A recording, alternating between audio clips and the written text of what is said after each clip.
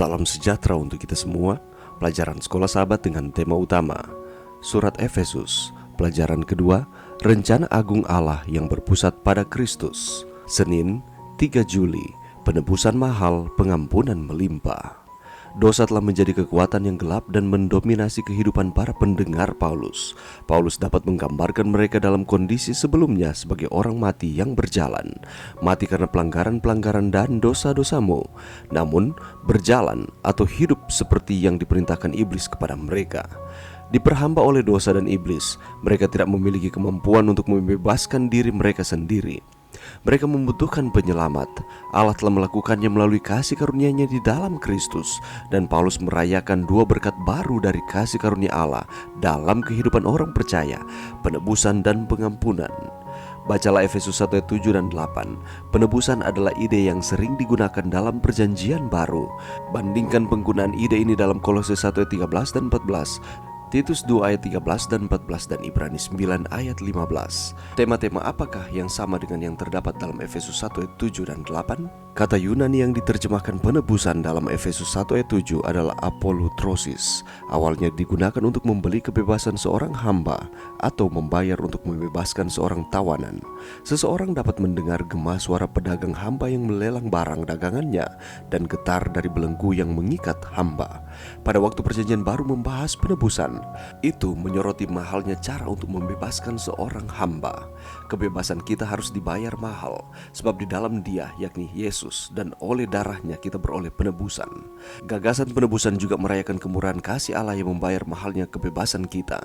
Tuhan memberi kita kebebasan dan martabat. Dengan demikian kita bukanlah lagi hamba. Ditebus berarti diperlakukan sebagai pribadi, bukan objek. Itu artinya menjadi warga negara surga, bukan menjadi hamba dunia. Alistair M. McGrath, What Was God Doing on the Cross? Halaman 78. Perhatikan baik-baik gagasan bahwa Allah membayar harga penebusan kepada iblis adalah gagasan abad pertengahan, bukan Alkitabiah. Tuhan tidak berutang atau membayar apapun kepada iblis. Manfaat Kalvari juga termasuk pengampunan dosa. Di kayu salib, Kristus menanggung sendiri harga dosa kita, baik masa lalu maupun masa depan, dengan menghapus surat hutang yang oleh ketentuan-ketentuan hukum mendakwa dan mengancam kita. Dalam melakukan pekerjaan penebusan dan pengampunan melalui Kristus ini, Allah bertindak sebagai Bapa kita yang murah hati dengan kekayaan kasih karunia-Nya yang dicurahkan ke atas kita. Apakah artinya bagi Anda bahwa melalui korban pendamaian Kristus Anda diampuni dan ditebus? Bagaimana jika Anda merasa bahwa Anda tidak layak untuk itu? Petunjuk, Anda tidak layak, itulah inti dari salib. Pelajaran yang bisa kita dapatkan pada saat ini, kalau kita melihat definisi dari penebusan di dalam Efesus 1 ayat 7, memiliki arti secara harfiah sebagai tindakan membeli kembali seorang budak atau yang tertawan melalui pembayaran uang tebusan. Maka setelah uang tebusan itu diberikan, maka budak tersebut mengalami pembebasan atau ia bebas. Dan juga makna dari penebusan ini ialah penyelamatan dengan penebusan dosa, dibebaskan dari dosa. Di dalam Roma 3 ayat 24, dan Yesus Kristuslah yang membebaskan manusia dari dosa. Ia adalah penebus kita dari setiap dosa kita. Di dalam Kristus merupakan satu-satunya di mana setiap orang percaya dapat menikmati berkat penebusan. Di luar Kristus tidak ada seorang pun yang dapat menerima pengampunan dosa. Allah dalam kekekalannya telah menetapkan Yesus Kristus sebagai titik pusat dari karya keselamatan yang telah dirancangnya. Di dalam Kristus menunjuk pada karya atau tindakan-tindakan yang telah dilakukan oleh Kristus. Penebusan merupakan karya atau tindakan yang dikerjakan oleh Kristus bagi setiap orang percaya. Itulah sebabnya sekali lagi Yohanes 3:16, setiap orang yang percaya kepada Tuhan tidak binasa, melainkan beroleh kehidupan yang kekal. Penebusan ini berhubungan dengan penumpahan darah atau pengorbanan. Harus ada yang dikorbankan, dan Yesus Kristus menjadi domba yang tersembelih di kayu salib, menjadi harga pembayaran yang mahal, menebus manusia atas penghukuman yang seharusnya ditanggung oleh setiap orang. Tindakan Kristus untuk memberikan dirinya sebagai korban bagi manusia membuktikan bahwa ia adalah juru selamat. Di dalam tindakan Yesus Kristus yang telah memberikan dirinya dan mencurahkan darahnya sebagai korban penebusan, terdapat jaminan pengampunan dosa bagi setiap orang yang percaya kepadanya.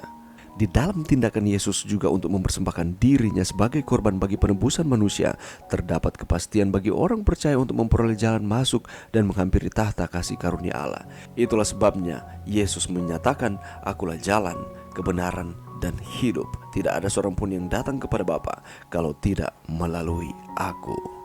Di dalam Efesus 1 ayat 7, penebusan yang kita miliki di dalam Kristus telah diperoleh melalui darahnya. Ungkapan singkat ini mengandung makna dan berarti bahwa kematian hina Kristus di salib sebagai suatu pengorbanan adalah alat yang telah memenangkan pembebasan kita. Kebebasan kita harus dibayar mahal, sebab di dalam Dia dan oleh darahnya kita beroleh penebusan.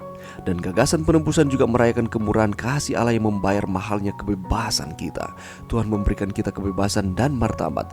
Dengan demikian kita bukanlah lagi hamba, kita adalah anak-anaknya. Ketika kita ditebus, kita bukanlah hamba dunia, tetapi kita menjadi warga negara surga. Di kayu salib Yesus Kristus menanggung sendiri harga dosa kita, baik masa lalu maupun masa depan, dengan menghapus surat hutang yang oleh ketentuan-ketentuan hukum mendakwa dan mengancam kita. Allah telah melakukan segala sesuatu kepada kita. Dia telah mengutus anaknya yang tunggal Yesus mati untuk kita dan menebus kita dari kematian kekal. Penebusan harganya mahal, bahkan tak ternilai, tetapi pengampunan yang diberikan Allah melimpah-limpah di dalam kehidupan kita. Mari kita terus menghargai karya keselamatan yang telah dilakukan oleh Allah untuk manusia dengan kita mengasihi Tuhan di dalam setiap kehidupan kita. Mari berdoa. Terima kasih Tuhan atas firman-Mu pada saat ini. Terima kasih Tuhan oleh karena Allah melalui anak-Mu Yesus telah menebus kami, menjadikan kami yang tadinya adalah hamba menjadi anak-anak Allah. Dan Allah terus memberikan kepada kami pengampunan, dan pengampunan tersebut melimpah di dalam kehidupan kami. Bantu kami Tuhan untuk kami terus setia kepada Tuhan. Ini doa kami Tuhan di dalam nama Yesus. Amin.